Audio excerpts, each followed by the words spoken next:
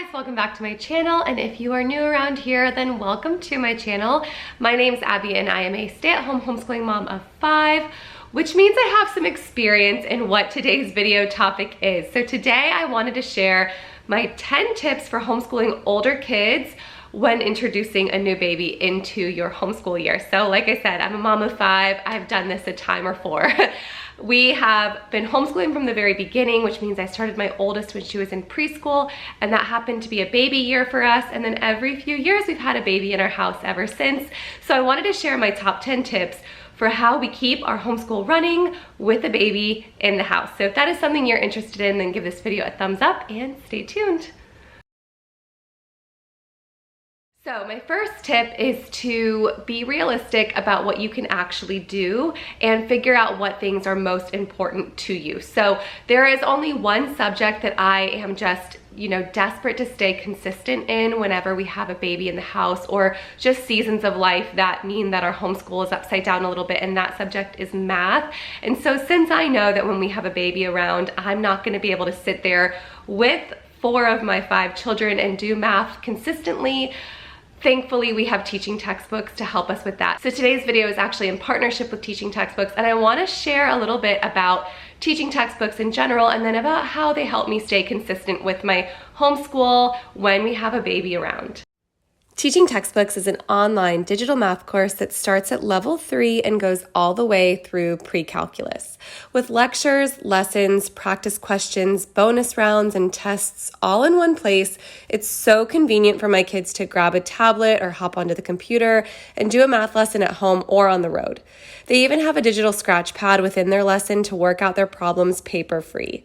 Both parent and student has easy access to the gradebook, and I have the ability from my parent portal to keep track not only of their overall course average, but each lesson's score, and even how many attempts they made on each individual lesson, and whether or not they used the hint or viewed the solution.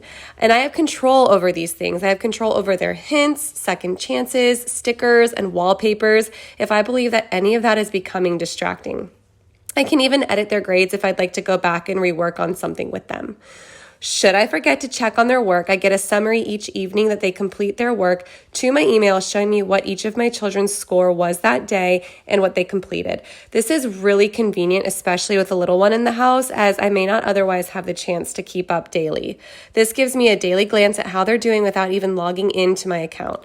Another really convenient option is the ability to pause the course. So beginning with a minimum of 7 days, you can pause your student's course without it taking away from their 12-month course time. If we have a lot of upcoming appointments, if we head out on a trip, if a 4-month sleep regression for baby is taking its toll on our whole house, a quick pause gives us the relief we need to get back in order before we resume our course time. If you'd like to try teaching textbooks, their free trial has no time limit, and it is what it says, totally free. Even better, after working on the first 15 lessons in the trial, you can then transfer their work into the course should you choose to purchase it without losing their effort. Finally, since this video is about introducing a new little one to your homeschool, I want to mention the large family discount, where cost is capped for families of up to 8, which is a huge advantage depending on the number of children that you have enrolled. My kids absolutely love teaching textbooks, and math truly is headache-free for all of them. They have a blast with the stickers and buddies, absolutely love the bonus rounds, easily navigate back to their ebook and lessons if they need a refresher, and feel very little pressure knowing that there are hints, second chances, and available tutoring if need be. As a mom of a little one, I'm totally at ease knowing that math is taken care of, but that it's also easy for me to jump in and help problem solve should the need arise. So thank you so much, Teaching Textbooks, for not only making your curriculum fun, inviting for kids, and user-friendly, but also adding options for parents to be as involved as possible in the details of their children's course, while also allowing for their students to work independently. If you guys would like to check out that free trial, I will put the link in the description box down below.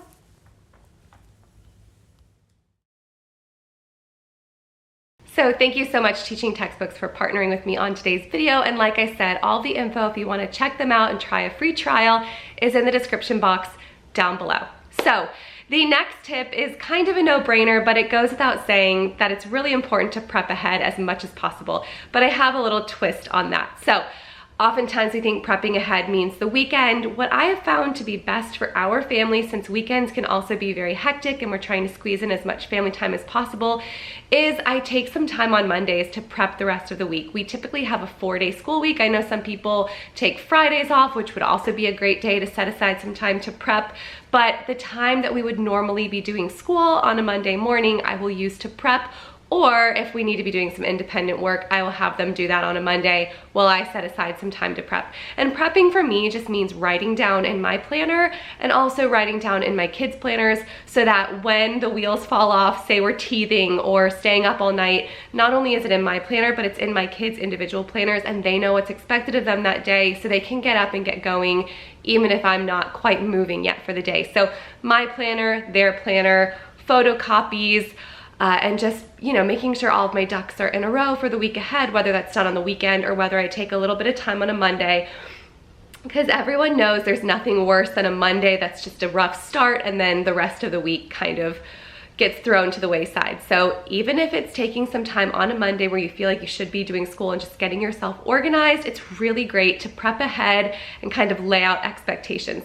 Now, I mentioned that I put it in my kids' planners, but I have a friend who just uses clipboards, makes a bunch of photocopies for her kids, kind of labels them by day and sticks them on the clipboard the night before, so when the kids wake up, if she's happened to have a long night with the baby, they just know to grab their clipboard and get started until mom's ready. So however you like to prep for the week ahead, just take some time to do it, even if it's just 20 or 30 minutes to get some things written down, and you will be thankful for it, because it goes without saying that babies throw some curveballs and you never know when you're gonna be up all night or when you're just gonna need an extra few minutes for your coffee in the morning, but you need to get your kids going. My next tip is to just plan for as many family subjects as possible so that you can maximize your time. So while my kids are anywhere from just about in high school all the way down to kindergarten, we sit down and have a lot of time where we're reading together. So a lot of our subjects are done reading out of the same book, and then I just have different expectations from each of my kids based on what we've read. So if you can condense your family subjects down into one block of time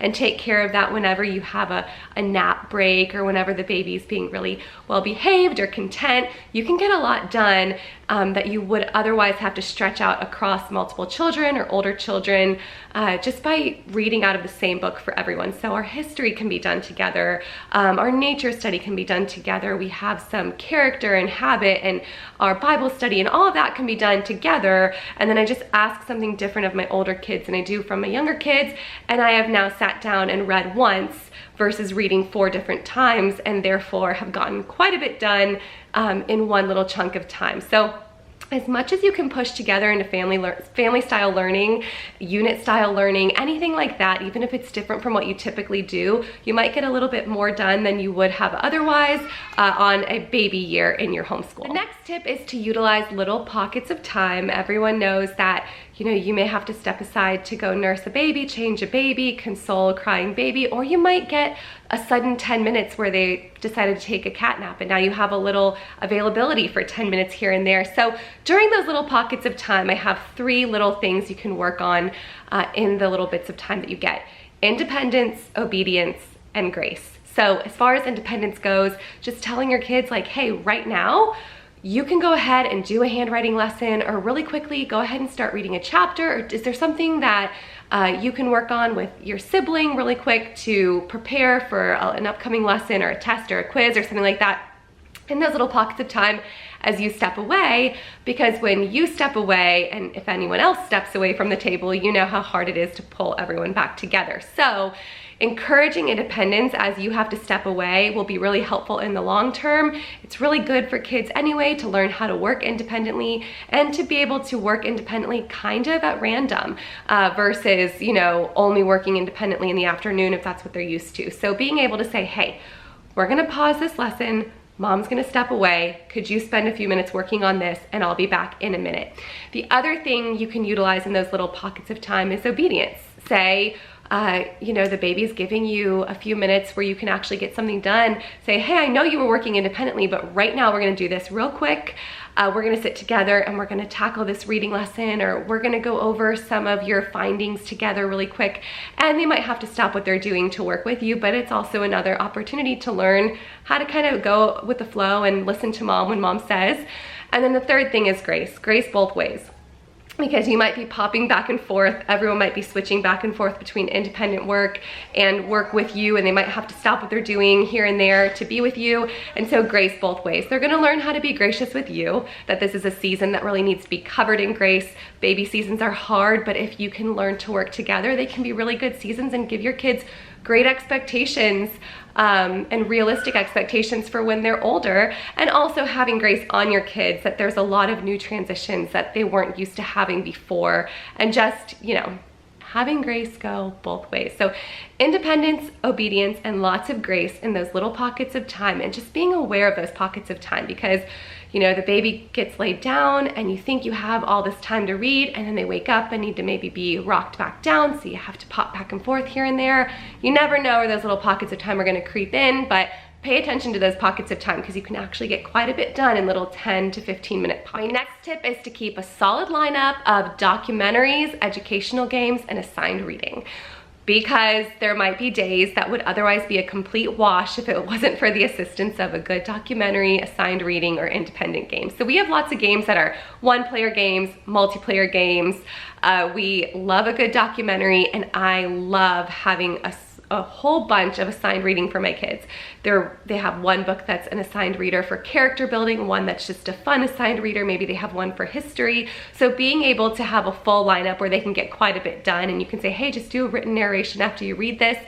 They might get a whole lot more done on those days where mom is just exhausted. So having a good lineup of things like that to pull out, maybe it was something that you would have otherwise done on a rainy day. Well, now your rainy days are the teething days or the sleepless nights. So just kind of keeping a good stockpile of virtual substitute teachers, if you will, digital substitute teachers, or a quick lesson that they can complete on their own. Having those prepared when you never know when you're gonna need them is super helpful. My next tip is just making space for baby in your homeschool. So we actually have a homeschool space for baby in our homeschool room, a little mat and some toys. We kind of have little spaces for her all over the house right now, but if she's in there with us and she's happy, she can see us, we can see her, we generally get quite a bit more done. And I love to baby wear. So during our morning subjects in the morning, during our afternoon independent work, I am almost always using a baby carrier or holding her, and we can get so much more done that way. I think, you know, years ago I would just try to only do school when I had her down, or I had her content, or I had her playing, but baby wearing really does give you a lot more life in your homeschool. So if you can do it, then definitely do that. Just kind of creating space and knowing that baby's gonna be a part of your homeschool. So all the cries and whimpers and giggles are gonna be folded into the lessons, and that your expectation is just that she or he will be there is very helpful, and just creating space for them to be there. And that being said, making sure that when they're in that space that you're giving them some attention, because a little bit of attention goes a long way in the longevity of their happiness. So if you can play with them, pop over, or have a kid or two pop over and play with them for a minute while you're working with other kids, since they're in the same room as you, that is just gonna keep everyone happier and more content and give you a little bit more time to work. Next is be flexible and work with the nap times once they're consistent. So we are scheduled people in our household. We really like sticking with the same schedule, but if I know that this girl's going down for a 2-hour nap, we may totally flip our day around and do all of the good, hefty work that we need to do with all of our hands, not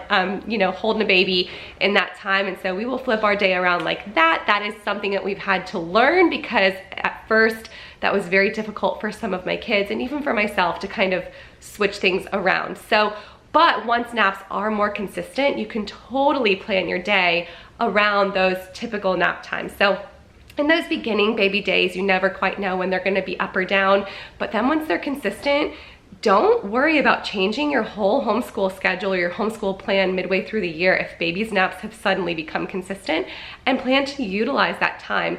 You know, a lot of babies give you a good chunk of time, like an hour or so, that you can get quite a bit done. So utilize those nap times once they become consistent. Another tip I have regarding expectations is to change your expectations as far as housework goes if you are going to be prioritizing your homeschool. maybe before baby came along, you felt like you had a good system with homework and housework and all of that, and now things are gonna be a little bit different. And to prioritize homeschool or prioritize your learning time together might mean that you have to change around your typical cleaning routine, or maybe simplify the meals that you eat. Maybe it's a lot more sandwiches than fancy lunches, or maybe you're teaching your older kids some life skills on how to help with simple lunches. But just kind of changing those expectations, preparing yourself that something's always gotta give. So if you don't want it to be homeschool, it may very much be housework for a little bit of time, and maybe you can kind of round up the troops or have everyone pitch in on some simple lunches or dinners, just so that you guys can work with little pockets of time that you might get with baby. Tip number 9 is don't panic, because a year or so is not actually that much in the long run. So prioritize what you think is important to be consistent, such as math. In our family, I just need us to be consistent with math. That is the thing that makes me feel very comfortable when everything else is kind of all over the place. So figure out what is a priority to be consistent with, and don't worry about too much else. Make sure you're still adding in the things that you enjoy about homeschool, the nature walks or the read alouds, and don't think, oh, well, we didn't do a full academic day, so we can't also do a watercolor painting. No, add in what's important to you to keep your homeschool happy, and just be consistent with the things that you've deemed most important.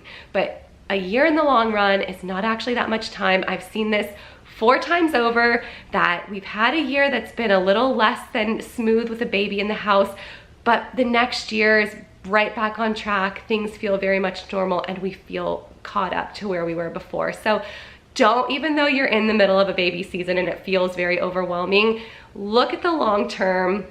Realize that you are likely homeschooling your kids for quite a few years, and one little 6 month to 1 year bump in your schedule is not all that much in the long term. And then that leads me to tip number 10, which is to prioritize peace over progress. And just remember that while the year might look different on paper, the feeling that that year gave you will continue. So if your kids suddenly develop this pressured or like this feeling that homeschool is just such a grind because you're stressed out about getting all the academic work done and the baby's, you know, not sleeping, but you got to keep up with everything in the planner, that feeling might have long-term effects. But if you're prioritizing peace in your household and, you know, kind of changing your expectations, scaling it back as much as you can, and just enjoying the season with all of the highs and lows that come along with it, then that feeling will stick, and that will pay dividends in the long run. So those are my 10 tips for homeschooling older children in a year that you introduce a new baby into your homeschool. I hope you guys enjoyed those tips, and go ahead and leave your tips in the comments down below. I would love to hear from other seasoned moms. What has helped you guys when you bring a baby into your homeschool year?